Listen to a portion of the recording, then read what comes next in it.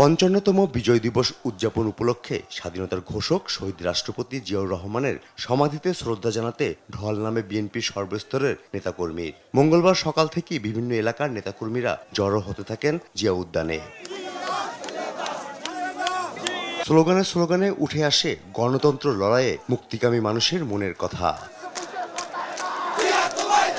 সকাল 10:30টার দিকে ফাতিহা পাঠের মধ্য দিয়ে দোয়া ও মোনাজাত করেন বিএনপির নেতৃবৃন্দ।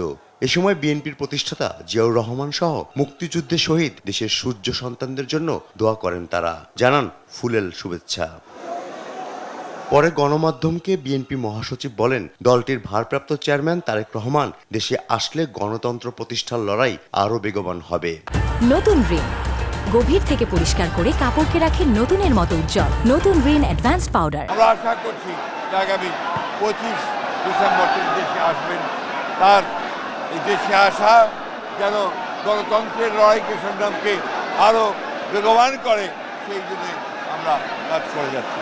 এ সময় দেশের স্বাধীনতা ও সার্বভৌমত্ব নিয়ে ৭১-এর পরাজিত শক্তি আবারও মাথাচাড়া দিচ্ছে বলে শঙ্কা প্রকাশ করেন মির্জা ফখরুল।